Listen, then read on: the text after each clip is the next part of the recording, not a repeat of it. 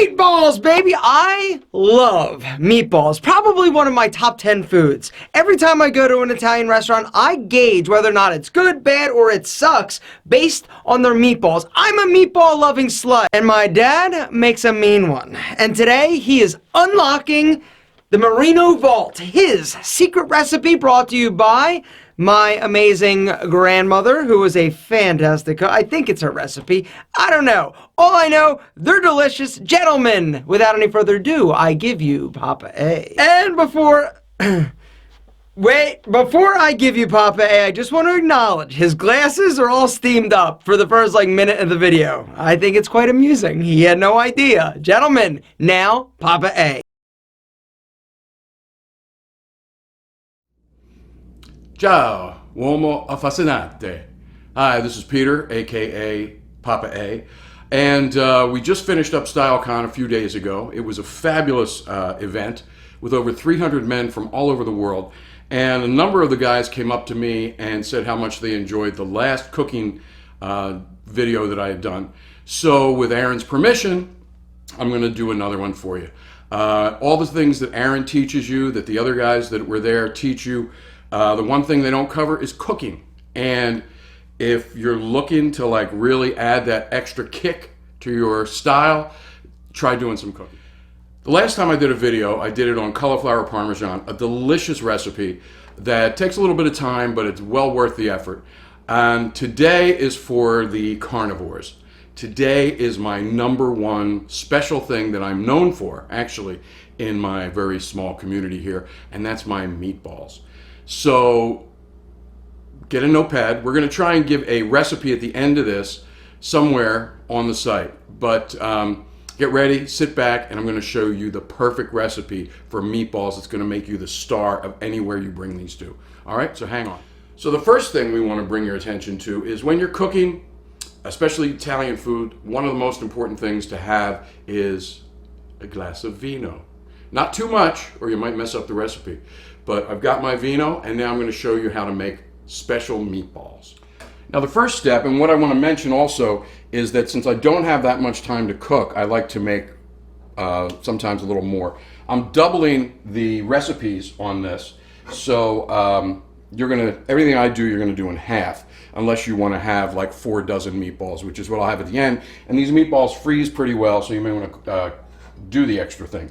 So what I'm going to do is, I've got a frying pan here, and I've coated the bottom with olive oil, and now I'm going to add 2 onions. Your recipe will only be 1 onion, chopped finely. I'm going to show you that chopping thing in a little bit.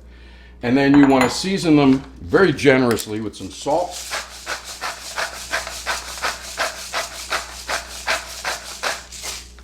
And then we're going to turn it on to about a medium heat, let that heat up, and they're going to simmer for about 5 to 7 minutes.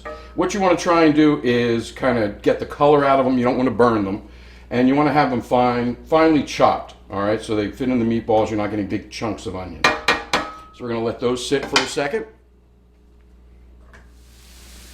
Okay, you can see these onions have cooked down real nice, and they smell wonderful. I mean, even if you don't do much cooking, just saute onions, and people are just going to be amazed at the way your kitchen smells. So with that, what we're going to add now is a couple cloves. Again, I'm doubling this to 4 cloves, but you would do 2 cloves of garlic, chopped finely.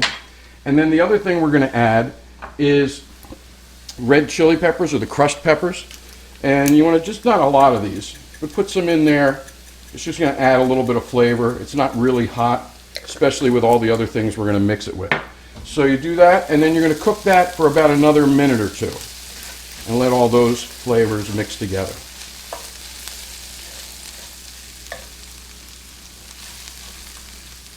Okay, now the onions are finished. They're cooling over there. One of the things I wanted to talk about is the other thing we're going to be using is Italian parsley. And when you're chopping, obviously you want to have a good knife, all right, and to do the bigger part of the chopping. But then, this is something I got in Italy last year, which I find extremely helpful. It's called a mezzaluna, which means half moon. And when you're using this, first of all, there's much less of a chance of cutting your fingers off. And you get a really nice fine chop on, I've used this on the onions, And now on the parsley, and it's really, you can get these anywhere. Well, not anywhere, but you know, go online, you can find these cooking stores. But a mezzaluna is very handy and makes you very impressive, the fact that you even have one. There you go, chopped. So here's the other ingredients you're going to need. All right, we've already got the onions, the salt, and the cloves of garlic and the red pepper that's already done. Then you're going to need the 2 large eggs. I've got 4 again because I'm doubling it. You're going to need a cup, or for this, 2 cups of grated Parmesan, a 1/4 cup of finely chopped Italian parsley. This is a 1/2 cup.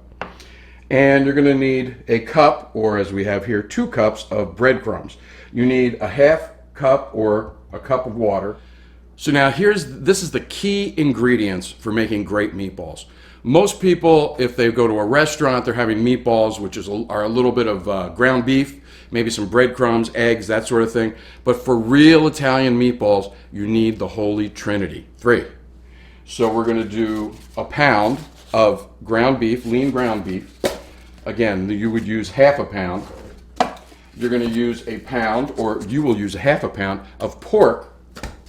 And then, get that paper off. That paper, yeah, definitely don't keep the paper on the meat. And then the other thing is a pound, or as you would use, a 1/2 pound of ground veal.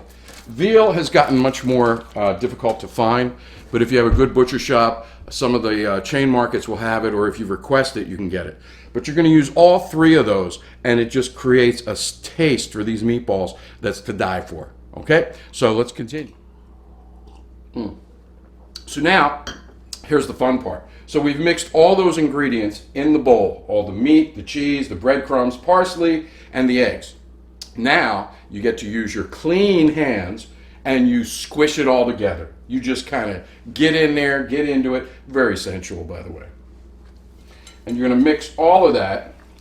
It's going to take a few minutes. Oh, yeah, baby. Oh, these are going to be great. And you're going to squish that, get all the ingredients mixed together. And do that till it's all evenly mixed. You're going to flip it over, get all 3 meats together, the breadcrumbs, everything, the cheese. And then after you finish this and you get a good squish, you're going to take those onions that are sitting on the stove and you're going to mix those in, and you're going to get to squish again. And then when you do that, you'll do a final squish. You start adding a little bit of water. You don't want it too wet, but you do want it to have some liquid in there so that you can make nice, clean little meatballs. So I'm going to squish a little more here, and I'll see you in a couple. Okay, so now we're finished our squishing, and we got to make our meatballs. So I made these a little larger than I normally did. So out of the 3 pounds of meat, I ended up getting 31 meatballs. If you can make them whatever size you like. If you like them smaller, you'll get more. You can make them bigger, and I don't know what you're going to do with those. So we've got these set, and then over here, I placed paper towels, because now what we're going to do is we're going to fry these up. So we've cooked our first batch of meatballs here, and what you want to do is you want to put them in the oil. Don't crowd them in the pan because it makes it harder to turn them over. What you want to do is put them in the oil and try to brown them on all sides. And then I like to put them on some paper towels just to kind of soak up any extra oil that might be on them. And once that's done, once we get through all of these, then we do the final step, which will make them perfect, heaven on earth. And at this point, after you've fried all the meatballs, you're going to preheat the oven to 350 and put it in there and bake them for about 15 minutes. And here they are, the final product. They look great. They're a little hot, so I'm not going to have some. Well, maybe I will. Hold on. Perfecto. So anyway, it's not that hard. This is what you're going to get in the end. So give it a try. I think you're going to like the results. And then get some nice pasta, a good red sauce, some wine, a little opera. You're going to impress whoever you make dinner for, even if it's just you. So until next time, Cendan. My mouth is watering. Sorry. Oh, they're so good. Guys, give the recipe a try. And if you like this, let me know.